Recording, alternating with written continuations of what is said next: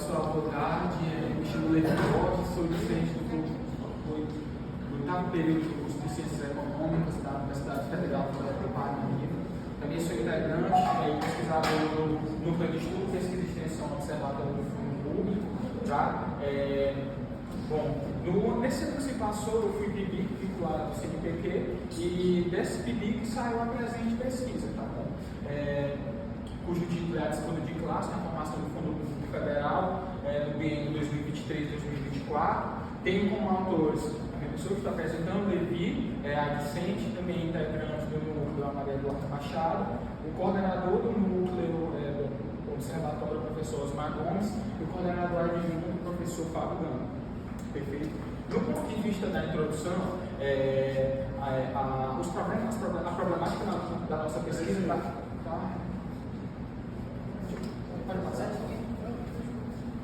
do ponto de vista da introdução, o problema da pesquisa está relacionado à composição, né, da Receita Pública da União. Qual a composição da Receita Pública da União e quais classes sociais foram mais oneradas nesse processo de formação do Fundo Público Federal durante o biênio. Tá? Bom, os objetivos da pesquisa também são analisar a própria estrutura, né, das receitas públicas, como elas se dão, identificar os efeitos delas sobre as classes sociais, né, e também evidenciar as disputas inerentes a esse processo da arrecadação, tributação, perfeito?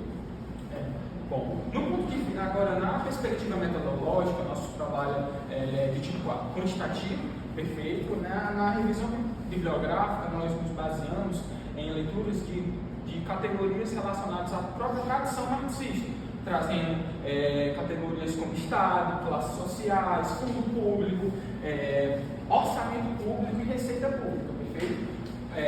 Na parte dos dados, na pesquisa documental, nós nos baseamos nos dados retirados da plataforma do Senado Federal, o Siga Brasil, tendo como recorte temporal, como já mencionado, os anos de 2023 e 2024. Os dados todos foram processados, organizados em planilhas eletrônicas, e a partir disso nós deflacionamos os dados, tendo como ano base o ano de 2024, utilizando o deflator do IGPDI, da FGV, perfeito? No que se refere ao método da análise, nós utilizamos estatística descritiva, perfeito? E análises horizontais para sabermos as taxas de crescimento, focado principalmente na receita orçamentária total, receita corrente e receita de capital, tá? E aqui, só uma nota que nós focamos especificamente nessas categorias vinculadas à esfera da União. Tá? Nós focamos apenas nos tributos, receitas que são de respeito da própria federação, perfeito? Pode passar. Bom, no referencial teórico, nós desenvolvemos aquelas categorias que eu mencionei anteriormente. Então, nós trazemos aqui na concepção de Estado a base marxista clássica, então, obras como Manifesto do Partido Comunista, a ideologia alemã, trazendo autores como Marx, Engels, Lenin, né? Então, essa concepção de Estado, né, que nós trazemos é justamente relacionada ao Estado, como ele totalmente... ao fato de que ele atende totalmente aos interesses das classes hegemônicas e como os próprios autores já desenvolvem, nós sabemos que é a burguesia, né, a principal classe que o Estado atende aos interesses, promove os interesses, perfeito? E nesse contexto entram as classes sociais, né, que segundo o autor que nós mais nos embasamos para trazer os principais conceitos, é o Paul Lansas, né?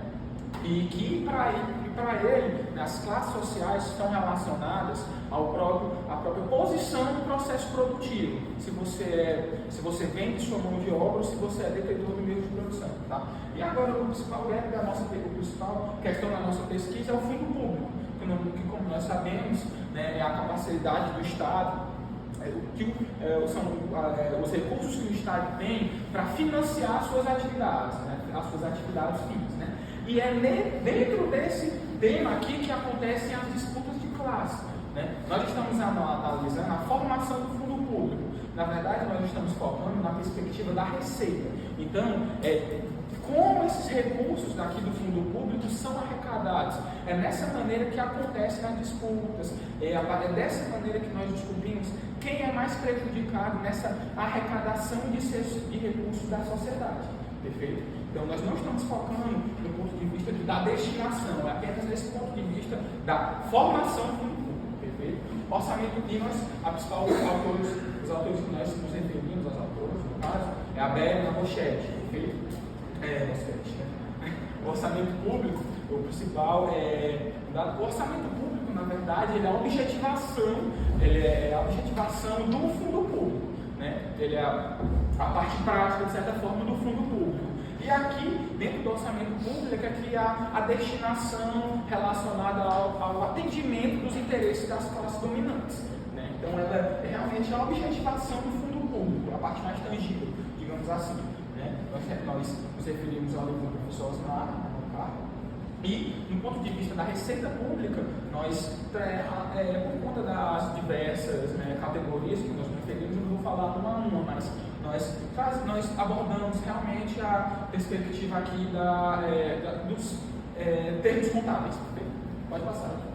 Bom, no ponto de vista dos resultados, aqui nós trazemos a evolução da composição da receita orçamentária total durante o biênio. Que a receita orçamentária total é o somatório da receita corrente e receita de capital. Tá? Em 2023, a ROT, como nós chamamos, ela foi de 3 trilhões e 183 reais. Quer dizer, todas as receitas do Estado foram 3 trilhões e 183 reais do governo federal. Muito obrigado. Em 2024, ela foi 3 trilhões e 460, tem um aumento de 8,71%. Bom, agora entrando um pouco mais dentro do detalhamento da receita orçamentária total, especificamente da receita corrente, nós temos as receitas de contribuições, que são uma das principais partes do orçamento total. Tá? E aqui nós trouxemos as principais contribuições federais, tá? Que é o PIS/PASEP, CSLL, Receita de COFINS e RGPS. Em especial aqui, a principal contribuição é a RGPS, que é o Regime Geral de Previdência Social. E as que mais variaram foram a COFINS e o PIS/PASEP. Né? O PIS/PASEP ele aumentou 12, quase 13%, e a COFINS aumentou 17,3%. Bom, no ponto de vista da evolução dos impostos diretos da União, só para situá-los, os impostos diretos aqui eles estão relacionados à progressividade tributária. Que significa o que tanto nós vemos na mídia, que é daqui que vem os conceitos relacionados à justiça tributária, que os impostos diretos eles estão relacionados basicamente à taxação conforme a sua renda. Então, se você possui uma renda muito alta, você vai ser cobrado conforme a sua renda, perfeito? Bom, e aqui os principais impostos que nós temos é o imposto sobre renda retido na fonte e o imposto de renda pessoa jurídica, imposto de renda pessoa física.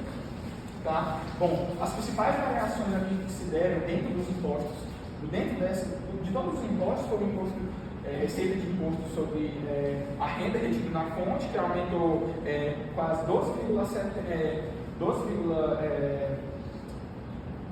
quase 12% basicamente, e a receita do imposto de renda pessoa física que aumentou quase 13%, tá? Ela saiu de 73 trilhões e foi para 71 trilhões, e o imposto de renda imposto sobre a renda retida na fonte saiu de 400 bilhões e foi para 433 bilhões, tá? Só corrigindo aqui bilhões, perdão.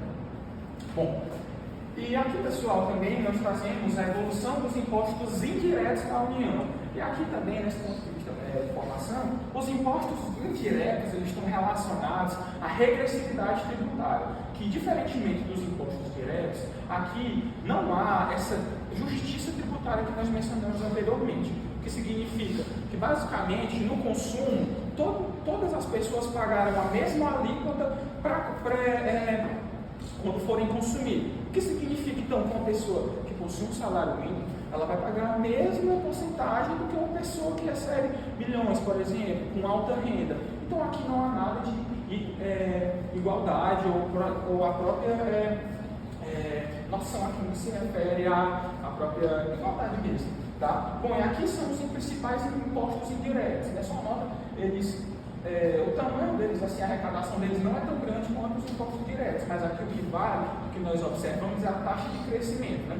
Observamos aqui a receita de impostos de importação. Em 2023 ela foi cerca de 57 bilhões. Já em 2024 ela passou para 77 bilhões, crescendo 34, quase 35%. Né? E já o IPI, o Imposto sobre Produtos Industrializados, saiu de 63 bilhões e foi para 84 bilhões. Né? Não estou conseguindo ver.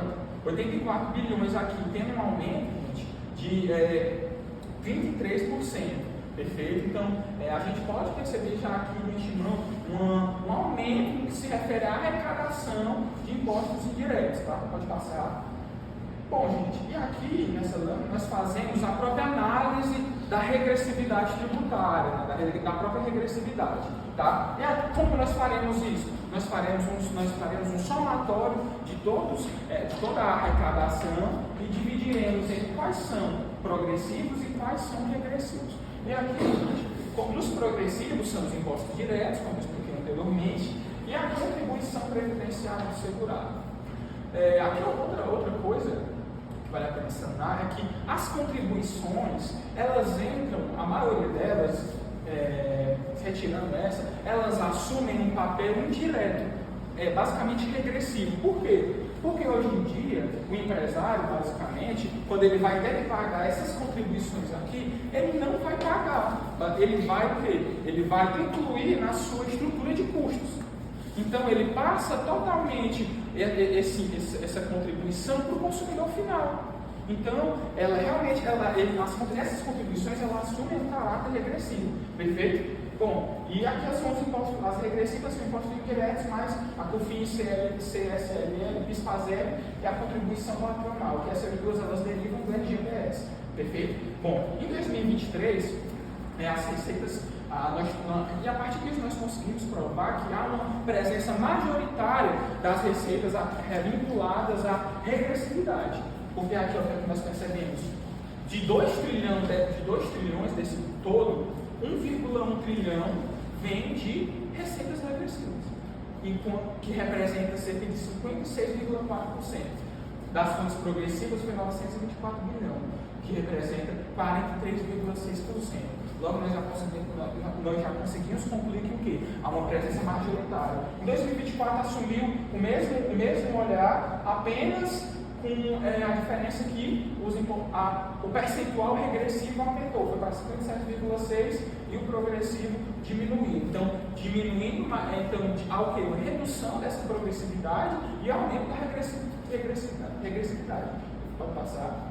Agora, na perspectiva da conclusão, há uma prevalência sim dos impostos diretos arrecadados pela União, mas a taxa de crescimento dos impostos indiretos elas são preocupantes porque o quê? Basicamente, claro que a série é muito pequena, mas a gente já consegue ver o quê? Um maior comportamento regressivo a respeito dos impostos vinculados à União. Perfeito? Então, a partir também do slide anterior, nós conseguimos perceber que o quê? Há sim uma tendência regressiva em todos, nesse tocante da União, por finalidade da União, tem sim uma presença maior de impostos regressivos. E agora, pode passar. E agora, para concluir de fato, a partir disso tudo que nós mostramos, nós conseguimos concluir que a classe social mais onerada nesse processo é a classe social são as classes sociais com menos renda, a classe trabalhadora, as classes mais pobres. Por quê? Porque se a estrutura como um todo ela está vinculada à regressividade, então proporcionalmente as pessoas que possuem menos renda, que também estão incluídas nessa arrecadação, elas vão despendiar muito mais da sua renda. Imagina que um milionário tirar 10% da sua renda, vai sobrar muito. Para uma pessoa que recebe um salário mínimo, vai sobrar quase nada. Então, a partir disso, nós podemos concluir. Aqui as referências que nós utilizamos, tá? E pode passar, por favor. E muito obrigado pela atenção, pessoal.